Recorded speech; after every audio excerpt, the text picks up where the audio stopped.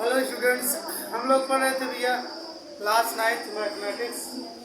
उसमें हम लोग की बात हो रही थी सेकंड चैप्टर बोले तो पॉलिनोमियल्स के ऊपर। हम लोग लगभग चैप्टर के अंतिम में हैं। आज हम लोग जो टॉपिक कल स्टार्ट किए थे गुणनफल प्रमेय, बात करें तो फैक्टर थ्योरम, उसी को आज भी आगे बढ़ाने वाले हैं। कुछ और भी इम्पोर्टेंट क्वेश्चन कर लेते हैं, फिर उसके बाद हम लोग नेक्स्ट डे से और भी नए कॉन्सेप्ट की ओर चलेंगे। तो एक क्वेश्चन है बहुत ही इम्पोर्टेंट है, ध्यान दीजिएगा।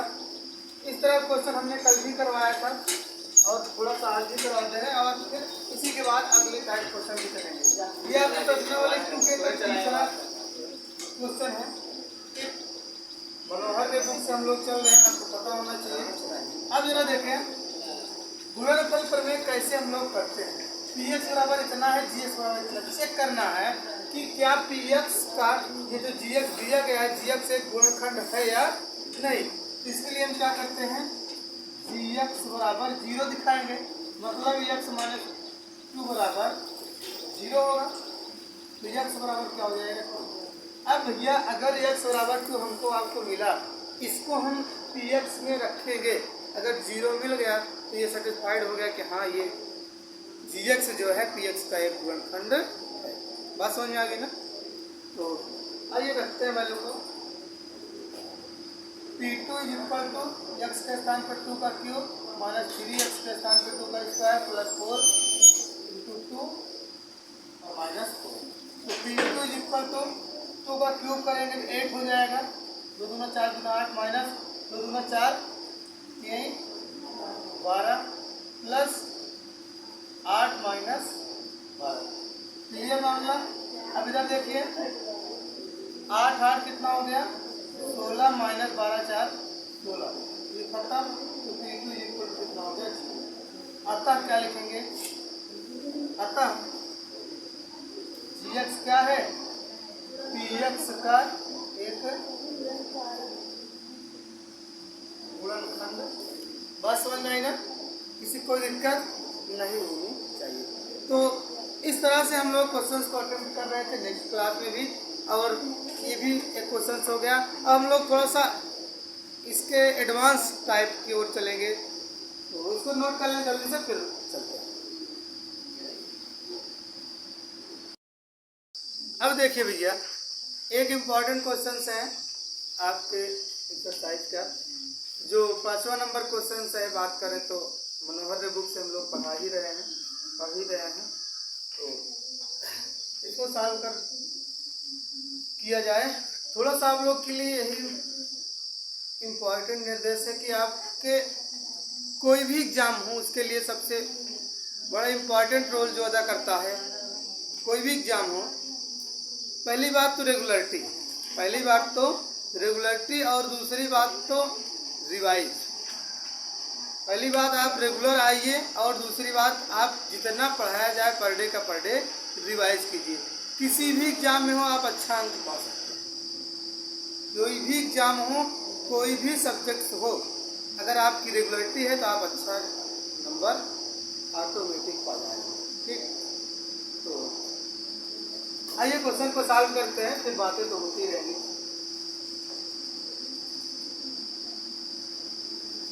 क्वेश्चन क्या है भैया,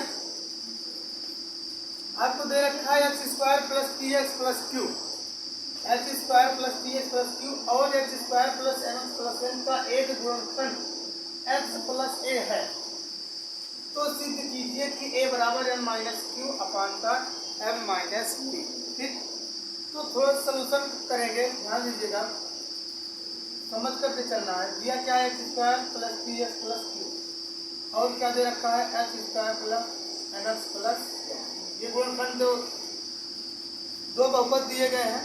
कह रहा है क्वेश्चन में इन दोनों का गुणनखंड कौन है, ये इन दोनों का गुणनखंड ये। तो हम क्या करते हैं, अगर शेषफल प्रमेय से बात करें, शेषफल प्रमेय से जो गुणनखंड होता है उसको हम 0 के बराबर दिखाते हैं। फिर यहाँ से क्या करते हैं, वैल्यू निकाल लेते हैं। एक्स बराबर क्या मिलेगा, -1। अगर ये दोनों का गुणनखंड ये है तो इसको रखेंगे और 0 के बराबर आना चाहिए 0 के बराबर मतलब 0 के बराबर हम दिखाएंगे, जैसा हम लोग ने कल वाले क्वेश्चन जिसमें के था उसमें किया था। बात समझिएगा ध्यान से। अगर ये इसका गुणनखंड है तो इसके रखने पर ये 0 हो जाएगा, मतलब हम 0 के बराबर दिखा सकते हैं। ठीक, तो अब एक्स स्क्वायर प्लस इसको समीकरण 1 बना दो, इसको समीकरण 2 बना दो, पी एक्स प्लस क्यू। ठीक, एक्स के स्थान पर माइनस ए का स्क्वायर प्लस पी माइनस ए प्लस का बराबर क्या हो जाएगा 0। समझ में आई बात? क्योंकि जो भी गुणनखंड रहता है उसको हम रखते हैं वैल्यू 0 हो जाती है। बात समझ में आ रही नहीं? तो ए स्क्वायर माइनस ए पी, ठीक, या पी ए लिख सकते हो प्लस का क्यू, ये क्या हो जाएगा बराबर 0। इसको बना दो समीकरण 3, किसी कोई दिक्कत नहीं। अब क्या करेंगे समीकरण 2, यहाँ लिख सकते हो समीकरण 1 से, ठीक, यहाँ समीकरण 2, ठीक। तो समीकरण 2 क्या है, x square plus n x plus बराबर 0 दिखाएंगे कब, जब हम वैल्यू को रख देंगे। कौन सी, एक्स बराबर -1, तो माइनस ए का स्क्वायर, ठीक, प्लस एम माइनस ए प्लस एन के स्थान पर क्या होगा, एन ही है यहाँ, इसको रखना नहीं है, बराबर 0। ये हो गया a square minus m a plus n equal to 0।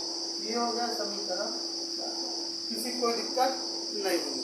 अब जरा देखें, अब हम क्या करेंगे समीकरण 3 और 4 को सॉल्व करेंगे। समीकरण 3 और 4 से, समीकरण 3 और 4 से समीकरण 3 को लिखेंगे ए स्क्वायर माइनस का पी ए प्लस क्यू बराबर 0। समीकरण 4 लिखेंगे a square minus m a plus का एन इक्वल टू 0। किसी कोई प्रॉब्लम नहीं होनी चाहिए। समझ में आ रही बातें? क्लियर है? आगे बढ़ते चलें, किसी कोई दिक्कत बताएं? तो दिक्कत है आप तो बोल दिया करें, नहीं तो हम तो आगे बढ़ते चलते हैं। जहाँ भी आपको समस्या हो वहीं पर आप ब्रेक लगा दिया करें, बस सर रुक जाइए कि हाँ हमको समझ में नहीं आ रहा, क्योंकि अगर जिस सिस्टम में नहीं समझ में आएगा आपको उसके बाद भी नहीं समझ में आएगा। जहाँ ना समझ में आप वही बोलते हैं। ठीक, अब हम क्या करें, अगर इसको हम करते हैं घटाने पर, मतलब समीकरण 3 और 4 को घटा दे रहे हैं तो चिन्ह बदल जाएंगे। ऐसा आप लोग किए होंगे, बहुत किए होंगे। ये प्लस के स्क्वायर माइनस का स्क्वायर खत्म, और ये माइनस पी ए, अब इस चिन्ह का मतलब कोई नहीं है, पुरानी नोट बंद हो गई ना, नई नोट आ गई। तो प्लस एम ए, ये प्लस क्यू और ये माइनस एन इक्वल टू, किसी को दिक्कत नहीं है। अब जरा देखें आप, इन दोनों में ए है कॉमन, तो क्या करेंगे हम ए कॉमन ले लेंगे। ये क्या बन जाएगा माइनस पी प्लस एन, और इन दोनों को उस साइड भेज देंगे तो एन माइनस पी हो जाएगा, माइनस एन जाएगा प्लस एन, प्लस पी जाएगा माइनस एन। बात समझ आ गई? तो अब हम क्या कर सकते हैं, इसको आगे पीछे भी ले सकते हैं, माइनस पी करके लिख सकते हैं। नहीं, यही हम प्लस था पहले लिख लिया, पी माइनस में था बाद में लिख लिया। अब ए बराबर एन माइनस पी को पास कर,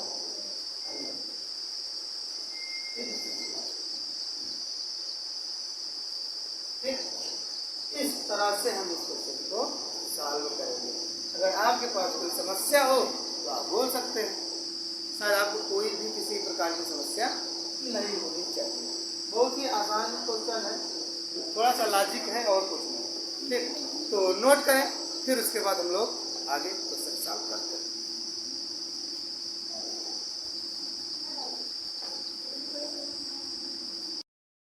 अब देखिए भैया, एक नए तरीके से क्वेश्चन को सॉल्व करने का हम आपको बता रहे हैं। ये ऐसे क्वेश्चंस आ जाते हैं तो आप जनरली गुणनखंड जैसे करते हैं नहीं कर सकते। ठीक, तो देखिए कैसे करना है हमको, आपको ध्यान देखिएगा। सॉल्यूशन बात करते हैं। सबसे पहले जो दिया गया है इसको उतार लेंगे। ठीक, अब इसको हमें क्या करना है, इसका एक निकालनी है वैल्यू जिस पर ये 0 हो जाए। अब क्या रखोगे, अगर आपको नहीं दिमाग चल रहा है तो क्या करिए, कुछ न करिए, 40 जो यहाँ दिया रहेगा अचर पर उसको कौन कौन डिवाइड कर रहा है ये देखो।